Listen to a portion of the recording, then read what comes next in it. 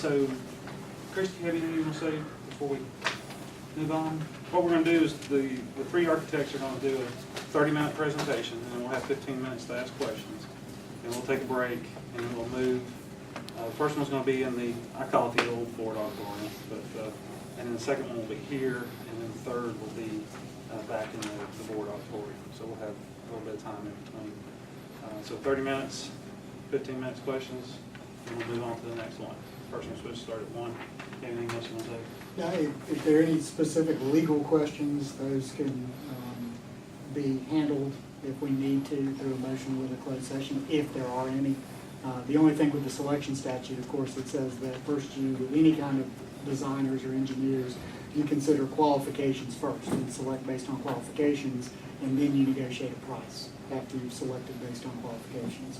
If you're not able to reach a price, you go to your next selection. So it is a little, it's not a bid process, it's more an evaluative process for qualifications. Okay. Does anybody have any quick questions before we move on? Sounds like a plan, Stan. How were the three selected? I saw the RFQ, and I guess you were on the committee. Basically, we had, anybody that was interested, we just narrowed it down to 3, Chip and Dr. Baldwin and Tim. And that was just based on the packets that they gave you? That's correct, yeah. I don't know if you had certain criteria you were looking for. One of them we thought it'd be, I did, thought it'd be helpful, be helpful for them to have an office or a presence here as opposed to a long distance, so that eliminates some of the. So all three of these have offices here or have somebody? Yes. When you say here in Asheville. That may not be their main office, but they have, For the expertise of schools, specifically. And we looked at their school designs that were in their portfolios and kind of based on what we kind of felt like with the general idea of what we wanted. I mean, we kind of have to, decide what exactly we want, but as far as an overall design of what we thought would fit in the Enka community. So that was just kind of the criteria that we set down to. And we felt like these were the best 3 for this project. So, any other questions? So we should put our things in these chairs because we'll be back in here and somebody will be presenting? The next team will be setting up in here while you're over there, so if you have valuables, you don't You don't want trust to put them them. in my office. Yeah. Okay. Good test one. That might be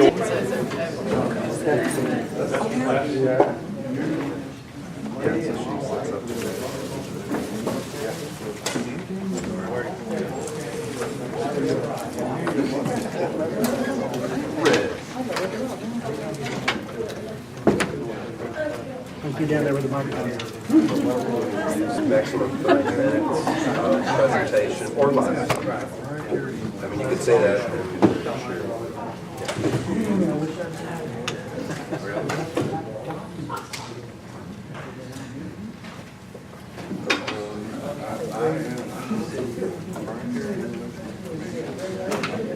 One here.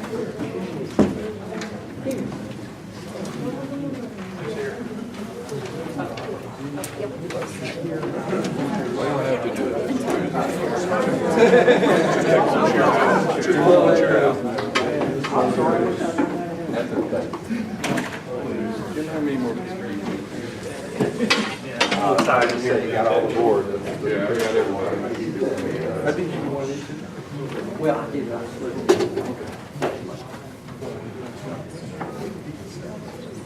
Mary Beth?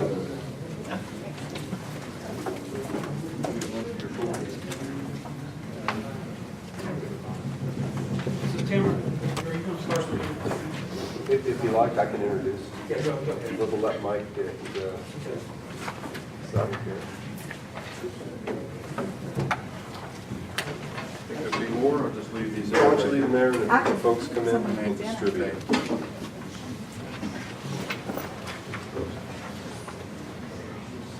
Well, thank you for coming. I know the design team here, they put a lot of effort into this behind the scenes. This is the Bowers, Ellis, and Watson design team here. And basically, Mike, you've got 30 minutes maximum. And then if you want to allow questions in between, that's fine, but please allow the board at least 15 minutes at the end to ask questions. We have it set up like that, Tim. Right. And Mr. Chairman, if your board chooses to ask questions during the interview, please do. This is a conversation more than it is a presentation. Okay, are we ready? Yes, sir. You ready? All righty. Thank you, Mr. Chairman, honorable board members, for having us. My name is Mike Watson. This is one of my partners, John Ellis, Ms. Emily Kite, Ms. Lydia Berger from Dewberry, who is our lead consultant, Mr. Woody Clazel down here, Mr. Daniel Hyatt down here, he's with Broadbooks, our civil engineer, Mr. Lloyd Cobb is our commissioning engineer consultant. We have Mr. Johnny Wood from Dewberry and Mr. Bill McMullen from Dewberry. I missed anybody? Oh, my team here, yes. Mr. Will Crater, Mr. Steve Lister, David Miles, and Dale Leppard. The people on my team are all of the team members that will be working on your job. Ms. Kite and Mr. Crater are both from the Enka district, by the way. Okay, a little bit about relevant experience with the CM, the CM at risk, or CMAR. You will see some documents later on that talk about CMAR, and that's that. We both firms, Dewberry and Bowers, Ellis & Watson, have had significant experience with the CM at risk delivery method. We really like it because it involves the people who build the building from the very beginning. They excellent resources. They have to guarantee a maximum price to you, and they can't do that. And with the team, and we present ourselves as a unified, integrated team with the owner and with the CM. Right now, we're doing a job right now at Anderson Hall at Montreat with H&M Constructors, and who y'all may know has joined together with American South here in town to do CM at risk work for the county. American South and Turner did the courthouse downtown, and H&M and American South are doing all of the work on the AB Tech campus, plus additional work for the county with their new parking deck, potentially Health and Human Services. Dewberry has done a lot of work in the Raleigh area with CM at risk, with lead feature type of buildings. Here's a whole list of them. Excellent delivery method, and there's an outcome that is very predictable. A little bit of more relevant experience. Here's a few projects that we've done for you in the area. Cane Creek Middle School, which was your prototypical middle school. Oakley Elementary, which was built around an existing elementary school on the corner of Fairview Road. Unicoi High School right across the mountain in Irwin, Tennessee, which won the 1999 School of the Year. Weaverville Elementary, another build-around, brand new school basically. And two schools in Franklin, Iola Valley Elementary, built around the existing school that was right up in here, and then torn down. And then Mountain View, which is a 5-6 school, very similar to what you're asking for in your 5-6 experience. This is a job that John worked on at UNCA. It's a health and wellness building, now known as Wilton Sherrill Center, a $30 million project. That's very familiar with that building. I'd like to turn this over now to Johnny. Lydia. We're going to come up together with me. Good afternoon. Thank you for having me here. Both John and I will kind of co-present on sustainability and then get into a little bit more specific in some energy efficiency strategy. But before we get to more specifics, I kind of wanted just to frame a little bit about some of the conversations that we had the relationship to this project, what is kind of the most important thing about meeting sustainability goals here? And truly, when we thought about it, this is more about kind of investing in our future. And I like the statistics here, that 20% of America's population actually spends about 6 hours per day in schools building. Those are children and their teachers. And if you think about investing in the future, truly investing in better working and better learning environments for our school, it directly relates to kind of our future generations. So we want to step aside from specifically focusing on metrics initially, but really kind of setting the bigger goals for how we're going to frame our sustainability discussions. We also want to balance sort of some of the discussion with those things that are related to sustainability goals and your mission. Obviously, your mission is not to create schools, your mission is to educate. And that will be the most important driving force behind our sustainability strategies and decisions. So when we do that, we kind of focus on those social impacts that are related to health and safety, as well as environmental impacts, while kind of having the bottom line in mind for the school. So we understand how to work with various rating systems, and we're happy to bring that expertise to the table. But I think the best potential solution is to kind of come together and take away from those various rating systems and energy goals and strategies, as well as various codes. It's sort of what is the best potential and how we're going to look at it from more of a triple bottom line ROI. So not only looking at the cost savings and life cycle costs that Johnny is going to talk a lot about, but also valuing those social benefits and environmental benefits of those decisions. So we know that utility cost savings are important here, and we certainly look at those opportunities to save on life cycle costing. But really, the important factor is to how we create this healthy environment. We're going to look at indoor quality, we're going to look at off-gassing issues, we're going to look at access to natural lighting. Those are kind of the really truly guiding sustainable strategies that we would like to discuss with you and implement on the project. We also think that it would be good to set a certain framework and parameters that kind of go beyond just a life cycle costing. So we're very versed in speaking with the language of operational costs against maintenance costs and those investments that are a part of LCCA. But our team brings to the table the ability to look at the cost and benefits, actually monetize value of social impacts and social impacts in the school environment. It's truly health and safety and perhaps resiliency as well. You know, how we offset those goals against some of the investments that we need to make into the system. And while we also do it, we have a way of kind of looking at those costs and benefits and impacts related to environmental factors like greenhouse gas emissions and some other ones. The one thing that I wanted to make sure that that we commit to you is that we have no preconceived solution coming to the table as far as what strategies we will take. We really want to focus on high performance issues. We want to understand your program a little bit and implement it within our strategies.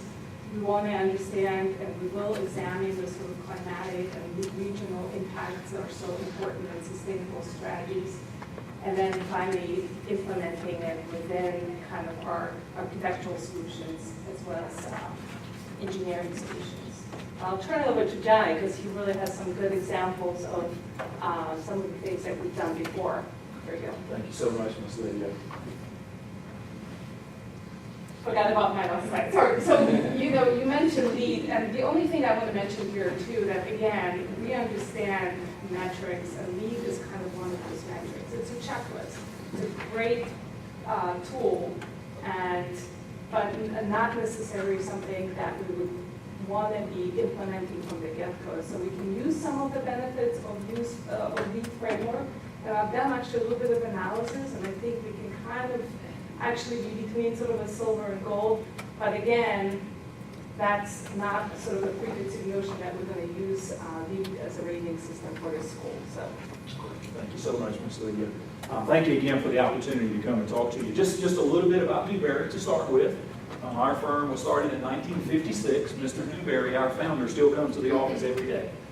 He's just a great guy and always enjoy meeting him every time that he comes. Our Raleigh office was started in 1984.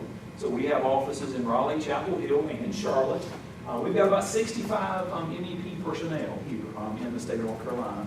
And we've been privileged to do quite a bit of K-12 work. In the past 7 years, we've done a little bit less than 5 million square feet at about $600 million in construction costs. And that's a mixture of just renovations, HVAC upgrades, fire alarm upgrades, new schools, kind of a mixture of everything. You know, what Ms. Lydia has kind of talked about is she's talked about a process where I believe everybody is involved, everybody's input is given. And I think that wraps all up into the sustainability thought. So what we'll do is we'll go through the sustainability discussions for each individual system. You know, all of us have lessons learned. All of us have things that we've gone through, our valleys that we've been through, and there's no need to go through those valleys again. I mean, if we've already been through them. So we'll talk about those. I've got stories. You have lessons learned in stories, so we'll get all those on the table. And just make sure we're working to what I believe is my goal and our goal as a team is no surprises. So we'll look at each individual one. Look at plumbing. Look at low-use fixtures. Look at rainwater harvesting. Look at solar components and just see what makes sense here, you know, for the region itself. Look at the advantages and disadvantages and cost impacts and cost savings on each individual one. Mechanically, talk about the type of system preferences. Making sure that we have the maintenance access and the equipment located in the best place for the school. So not only it works, but 5 years down the road, it's still working like the original intent was. And we're there with you, not only when the building opens, but years after that. And then the same thing with electrical, looking at lighting types, looking at daylight harvesting systems if that's a desire. Look at, occupancy sensors and tying in maybe a different sequence for the HVAC system into the occupancy sensor, and just get down into the weeds with all of those individual details. Ms. Lydia has talked about life cycle cost. What is that? So we have a slide here. What a life cycle cost is it takes your first cost, your capital cost, and what it takes you to build it. And then it takes your operating cost. If you look at either HVAC system types or window types or a wall construction type built up of each individual materials, each one of those is going to have a different operating cost over a certain life cycle. So you would look at that. Maintenance cost. And then replacement costs down the road. So you look at those and wrap all of those up together, and that completes the life cycle cost analysis. And you can pick your system based on the best results of the life cycle that you've actually gone through the process for. This is kind of a result of something that I really get excited about with energy modeling. We love energy modeling. We love crunching numbers and just seeing what the results are. Some of the projects that Mike referred to in the CM, we have a 2-story, 100,000 square foot Wake County School prototype. That's what this energy model is for. So it's 51.6 kBTU per square foot per year, and you can see what the average use of a typical school in this region is from DOE, EPA, and Energy Star. And we stay in close contact with the different school systems that we operate and that we work for. And then here is the energy results of the 2012 and 2013 school year for that prototype school. We built that school in 2-story and 3-story, so there is some differences in numbers there. But we just are excited that that school is performing at or below what our energy model had projected that it would be. And we're just really, really proud of that. So I'll turn it back over to Mike. Well, we thought we'd do a little study on your site. This is what you use to buy the site with your due diligence. And to get an understanding of the site, we've been to the site several times. Your site has got Sand Hill and Sardis Road coming up, and Sand Hill running around. It's Jacob Homeway over here. There's an area of rock we've outlined in blue right here, and of course the creek that bounds. And it's got floodplain areas in here. And this corner piece of property sort of juts into the site. What this means is that you have kind of a predetermined site that you need to work with. So we're very aware of the soil conditions. I've read this front to back, and so has my engineers. And we're very aware of the traffic study.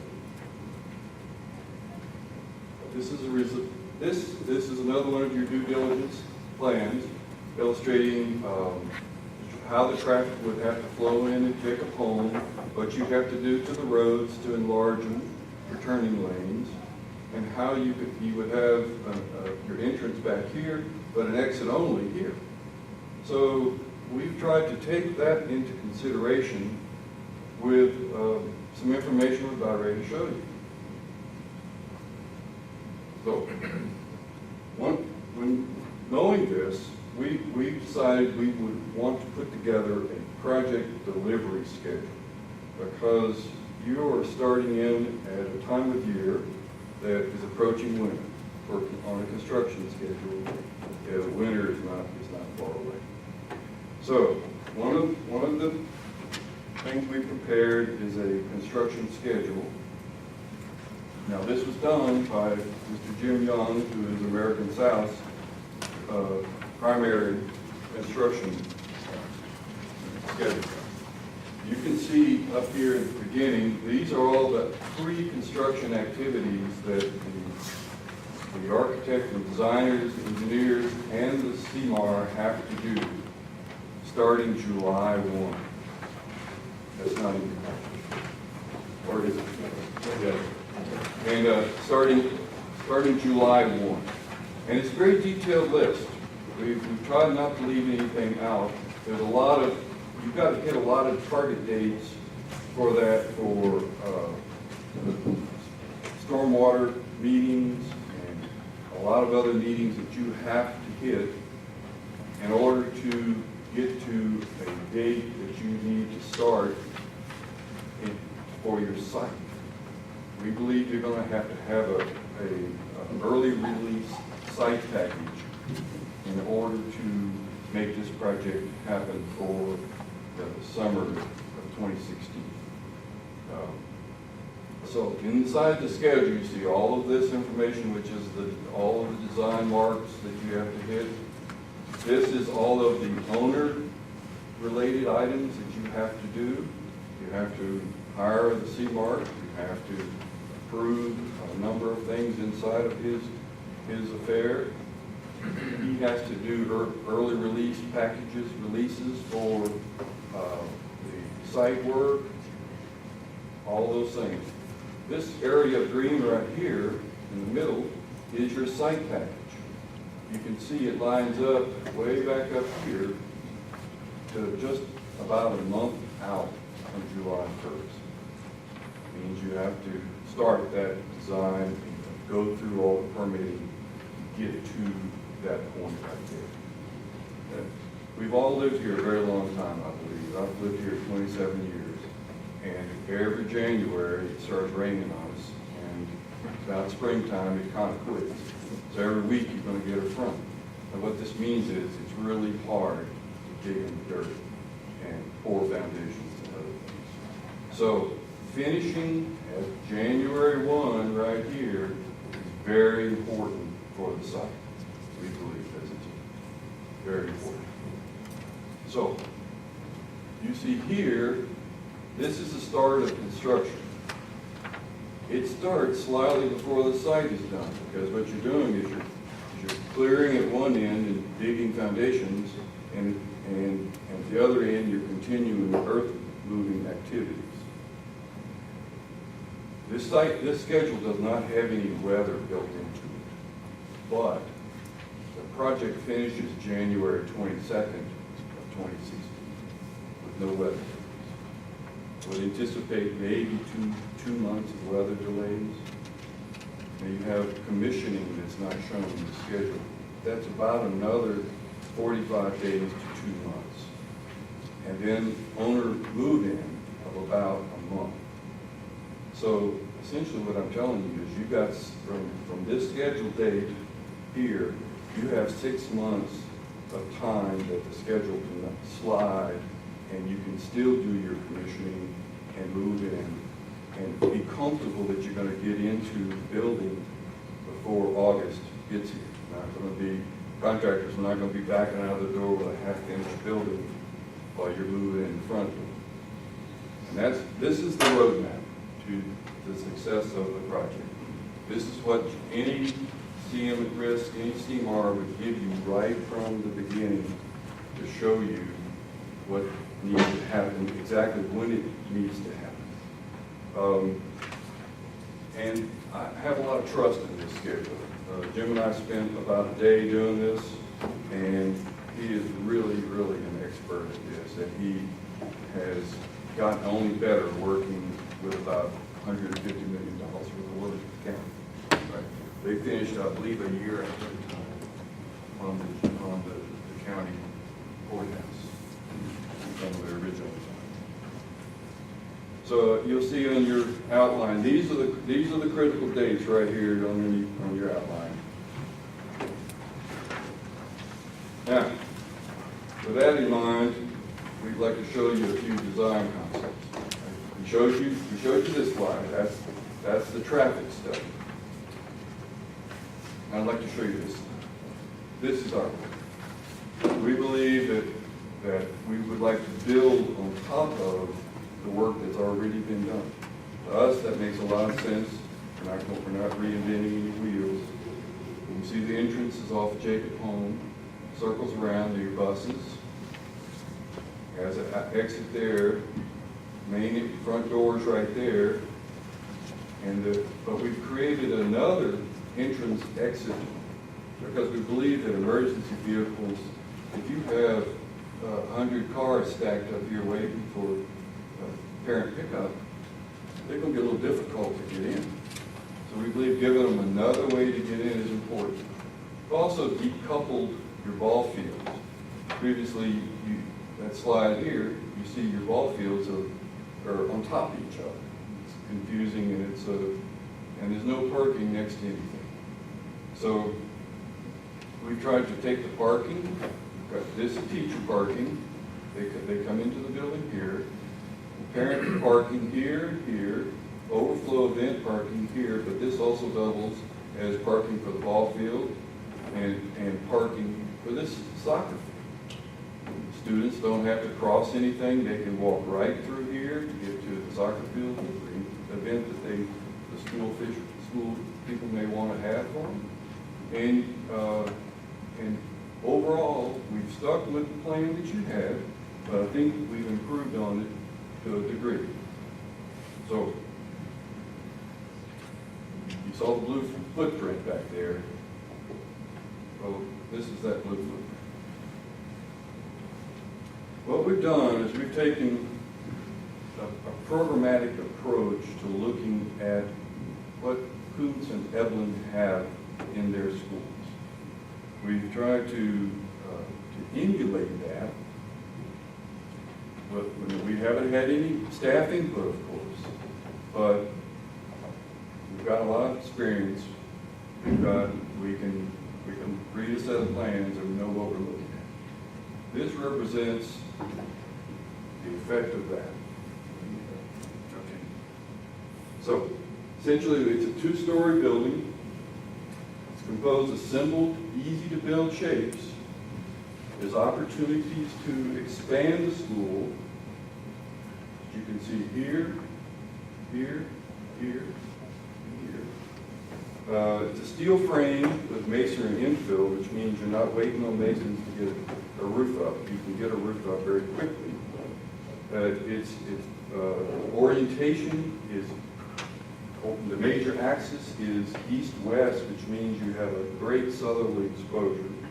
And you have great after-hours access from both sides of the campus into the gym and cafeteria, where you can still lock down here, here, here. So I'd like to turn this over to Emily now.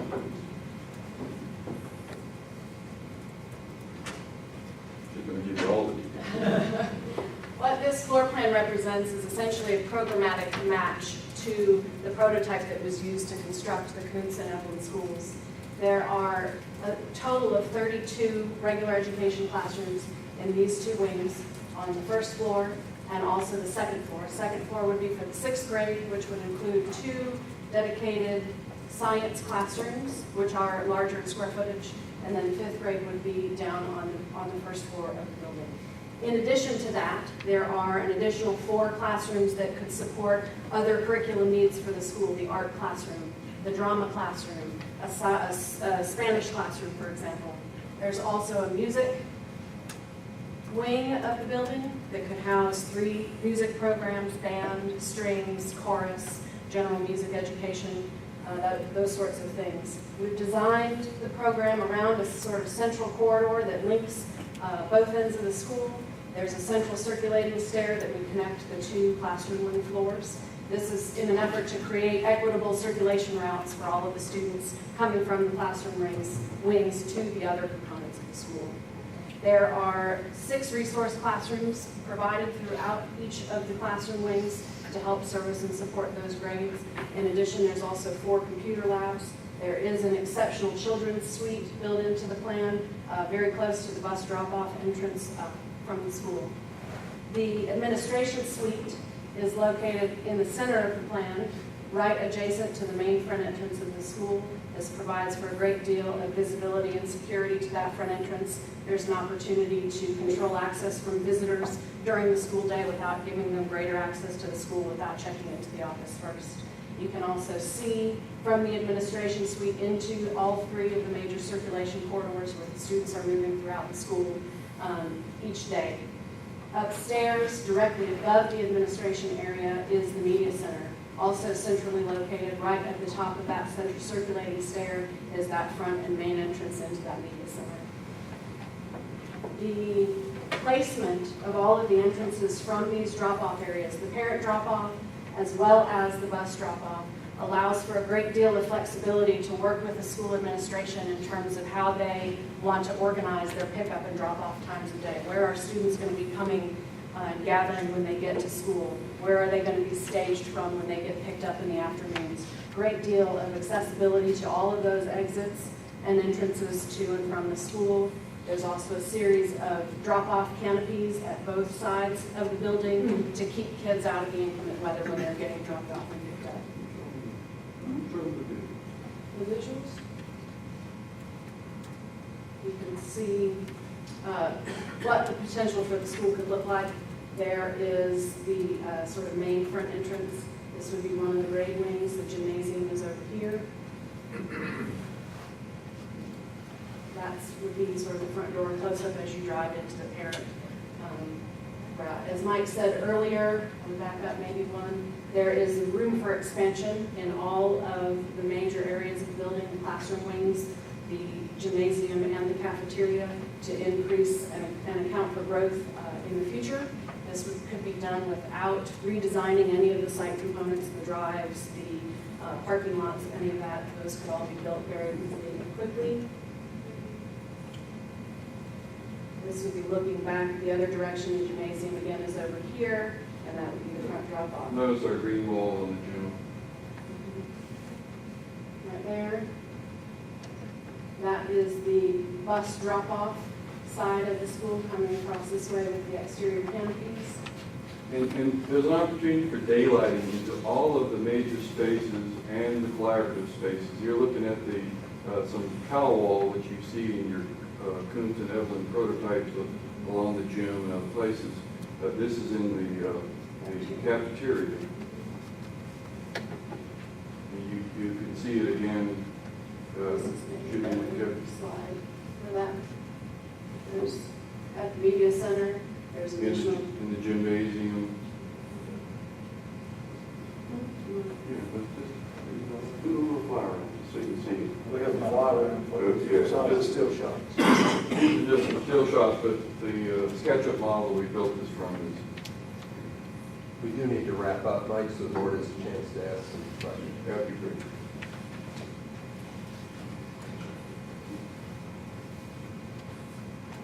Ladies and gentlemen, thank you so much for your time. We really do appreciate it. We believe we have a plan. We believe we can execute that plan in a timely fashion, and we have the expertise to make this a trouble-free bill. Thank you. Thank you. Jessica, we'll start down at your end of the table. If you have questions like that, we'll just kind of move down. You'll get a second chance if you think of something. Go ahead. All right. All right. I have a couple of questions. Why, I understand that you looked at 3 different types of, my question is, why not a lead school? This certainly could be a lead school if you want. It's a process, and Yeah, if I might piggyback on that. I guess in your requirements, you listed various potential sustainability rating systems. There's the CHIP, the CHPS, Sure. there's LEED, and then there's also Energy Star. So without sort of having a specific goal for saying you shall meet LEED, you're saying absolutely we need LEED, but if your goal perhaps it's not to have a plaque on the wall, then we're going to pull the best criteria from all the systems and create a truly sustainable approach without getting that plaque on the wall. So if the plaque is desired, absolutely, we can submit the LEED to use in the council and go to the council. Oh, no, you go ahead, because I have another question. Well, and of course, everybody over there is the expert, and I'm talking primarily about here. Going back to the LEED, I've been told before that to get LEED certification is nothing more than paying the government some money just to have a certificate. I mean, you can still accomplish the same thing without the certificate. And that's why we kind of left it open, because it will be up to the client, to you guys, to either release us to register and get certification. So what you do, you actually register with U.S. Building Council. U.S. Building Council is a nonprofit organization. You actually register with them, and then you go through the process, and ultimately you submit it to the documentation back to them. And they're the ones who give you that third-party certification. That's the only time you can actually put a plaque on the wall. But we can still track sustainability with documentation without submitting to third-party and paying that fee, and still be confident we're achieving as high level of sustainability as it would be by a third party. that's in the commissioning side too. Also, that's where you get your proof of the pudding, so to speak, because they're going to, you have a model that you go after, and then you can see the outcome at the end. Mr. Craig? You shut me up. I'll come back to you, I promise. What's your biggest concern, if any, of the project? Looking at the site, looking at the cost that we've estimated, looking at time frames, looking at the structure with the general contractor, time? You've got to get your site underway in short order, because when winter gets here, it doesn't really care. It's going to stop using tracks. And that's a big site. There's about I didn't have a chance to really dive into it, but it's about 100,000 yards of dirt I think you would have to move around on site, hauling in or out. We've selected an elevation that's about that provides the least amount of rock cut and the most visibility. It's about 10 feet higher than Sardis Road and Sand Hills intersection. So you're going to see right to the front door from that site. I mean, it's really going to have a presence on the site, but the time is of the essence. That once we get past the site, we've got 3 months that we can lose without impacting your schedule. We have our site engineer here, and he laid this out for us. So what we're showing you is real, and you could design this and build this in a fairly short order. So that this is not just a dream on program, it's real. We didn't want to be presumptuous by bringing you something and saying this is the answer. No, But this is a framework because you have such a short, compressed schedule at the front. We felt like if we put the time into it, with the framework, the board would be better. Mr. Baldwin? I have one question with 3 parts. Sounds like 3 questions. 3 questions. It's about numbers. They're all about numbers. What is the ratio? I guess you've worked with Dewberry before and as a team. Is there a ratio of who does what percentage of the job? Well, we've been here 26 years, our DEW, and we carry 2/3 of the job responsibility probably. There's other things, commissioning and other things like that. But so ratio-wise, probably 1/3, 2/3. What was the number of change orders that you've had in the last 5 years, and were any of these due to design errors? I've given you in your little package a couple of pay applications from those 2 Macon County schools, which are my latest schools. Schools take about 2 years to build. Those are built back to back. You can see one of them is the percentage of the change is somewhere about 0.002%, that's 0.2%, and the other one is 0.007, and of which $64,000 of that was in a steel escalation clause to get contractors to bid it, because at times steel just goes crazy, and no one would bid it unless they had some protection against price increases while they were negotiating the contract. So our change order rate has been very, very well. And the average cost of your design is a percentage of the total construction cost? That's generally a negotiated item of what our clients want. So, I mean, I can't give you a straight answer. I know, it probably isn't fair to ask that, but I just thought I'd throw it out there. All right, we give you back. Mr. Brown? I had 2 quick questions. The concept of add-on space that you mentioned a couple of times, what's involved in it? Is that just simply that there is room there? No, or is there some pre-design work that would be a part of the process of the building? On the cafeteria and the gymnasium are your potentials for an alternate. If the board would like to look at a larger seating, more capacity for seating, you only have 120 or something that comes, or a little bit larger cafeteria, because you feel like once you add on to it, I mean, once you build it, it's kind of built for a long time. Then you could take an alternate, and that will be the least amount of money you will ever spend at that point. We've shown you 4 classrooms at the end of each wing.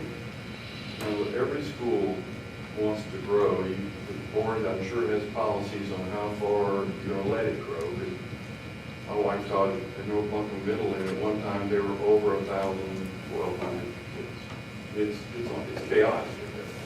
But you can add on without causing any stress to the system, and we'll design the plumbing and other things that will help you do that without stress. And then, if I could, Mr. Chair, one quick question. As it relates to the floodplain, if you could go back to that map, and I think I understand this. You're way the creek as it relates to, do you know, and maybe this is a question for Mr. Fearley, and I'm asking the wrong folks, do you know if it's a 100-year or 500-year floodplain? This line here is the floodplain right there that you cannot encroach upon. And it's my understanding that the floodplain, what that tells you is the entire site is not in the floodplain. Oh, no, sir. Right. No, sir. I understand that, but I wanted that, and- well, I wanted that publicly to be said, that we're not dealing with a site nor a build process that's going to be encroaching on or be a part of the floodplain. No. If we couldn't do it, we couldn't get the insurance, et cetera. And you won't have enough time to go through the bureaucracy. Right. Just wanted to make sure.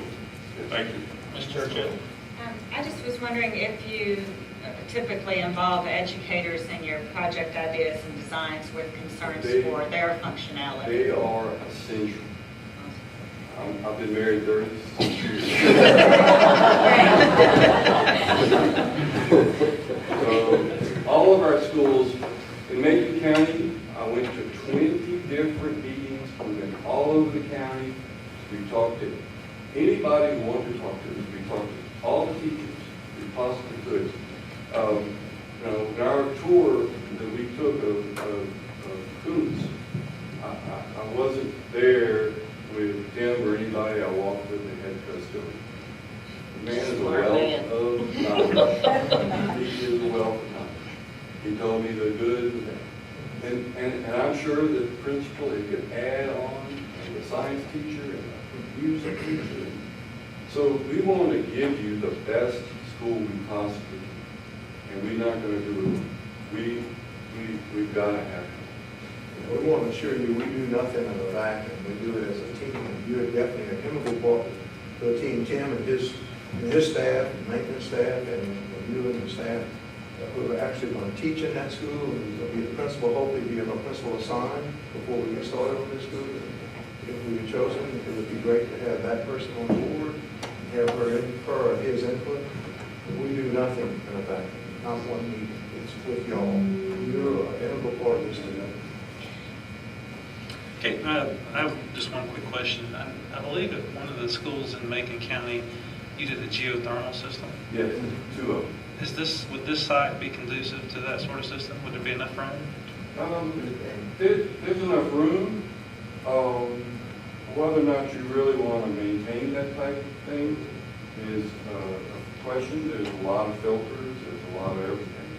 I think you can get close to that, and Johnny can address it. You can get very close to that with the systems that you are accustomed to. You know, these things they have a lot of bells and whistles and a lot of information that they have to work off of. You fine tune that stuff, and you will have an efficient, high quality system. Mr. Place? Ms. Franklin? My questions may be too intricate about student flow and is that something I can get into? Yes, sir. Okay, so it's not a mirrored plan. The first floor and the second floor have differences, correct? The difference is the media center sits basically over the top of the administration without the wing, without that hallway that was running right through there. So my students on the 6th grade hall would have to go down the stairs to be with the band and the music. Yes, and that's a result of the site constraints, the shape of the site. It basically gives you a box to work, a long lineal box to work inside of. And there's no administration on second floor? It could be. You bet. That's a good answer. He made 100 on that one. We haven't had y'all's input, and we can sure do it. Well, that's what I said. Maybe my questions are too intricate at this juncture. And this is a rough draft. But it can happen. You know, what we've done is we've taken things that we know about. We know you need your computer class and lab right next to your media center. We know you've got to have the. So my 5th graders would have to go upstairs to access media. Technology.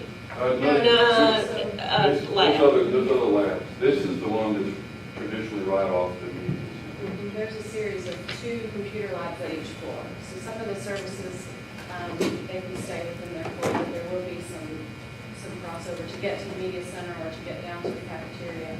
So all special ed's on the second floor? No, first floor. Did I listen poorly? Well, if we were. No, you didn't. We were talking fast. We were talking fast. I'll adjust my hearing. We've got an exceptional children's suite that's right here, and this is the main level. It comes right off that entrance off the bus drop-off side. And there's a mirrored one upstairs? No. There are special ed classrooms scattered. Louise would be happy. Mr. Craig? She's got to swallow. We've got about a minute left. Just one question. Real quick. Is there a way, I know this area is notorious for radon, can you test that in advance of building the school so you can implement a system, radon mitigation system built into the school itself? I don't know if I can answer that, but I can tell you that there are under-slab ventilation techniques to mitigate that that are very low cost.